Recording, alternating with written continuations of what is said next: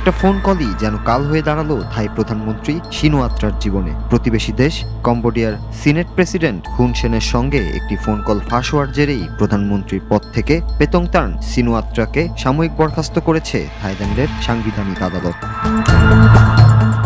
ঘটনাটি মে মাসের। থাই কম্বোডিয়ার সীমান্তে উত্তেজনায় এক কম্বোডীয় সেনার মৃত্যুকে কেন্দ্র করে। এই ঘটনার জন্য সিনোয়াত্রা নিজ দেশের এক উচ্চপদস্থ সেনা কর্মকর্তাকে দায়ী করে কূটনৈতিক আলাপ চালিয়ে যান কম্বোডিয়ার সিনেট প্রেসিডেন্ট হুন সেনের সঙ্গে। এর কিছুদিনের মধ্যে কল রেকর্ডটি ফাঁস হয়ে গেলে ব্যাপকভাবে তা ছড়িয়ে পড়ে থাইল্যান্ডের জনগণের মধ্যে। ওই ফোন আলাপ ঘিরে জনমনে ক্ষোভের সৃষ্টি হয় এবং রাজধানী ব্যাংককে হাজার হাজার প্রতিবাদকারী প্রধানমন্ত্রীর পদত্যাগের দাবিতে রাস্তায় নামে।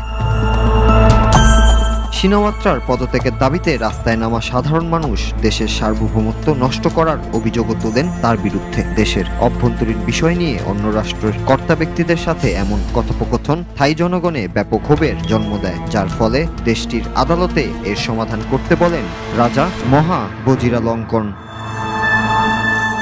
আদালতের রায়ে সিনোয়াত্রাকে সাময়িকভাবে বরখাস্ত করা হলে গতকালই মন্ত্রিসভায় আনা হয় রদবদল। ইতিমধ্যেই নতুন মন্ত্রিসভার অনুমোদন দিয়েছেন থাই রাজা। নতুন মন্ত্রিসভায় সিনোয়াত্রাকে রাখা হয়েছে সংস্কৃতি মন্ত্রী হিসেবে, যদিও তার মন্ত্রী থাকা নিয়েও প্রশ্ন তুলছেন থাই জনগণ। এ রায়ের পর সাংবাদিকদের সিনোয়াত্রা বলেন, আদালতের রায়ে আমি মেনে নিয়েছি। আমি সবসময় আমার দেশের জন্য সর্বোত্তম কাজ করার চেষ্টা করেছি।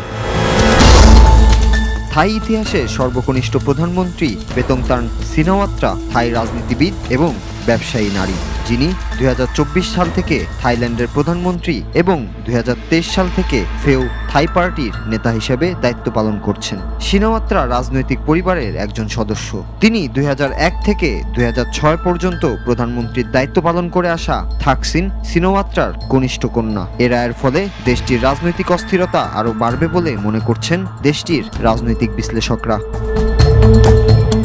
নূর Raju, Bangla TV news desk.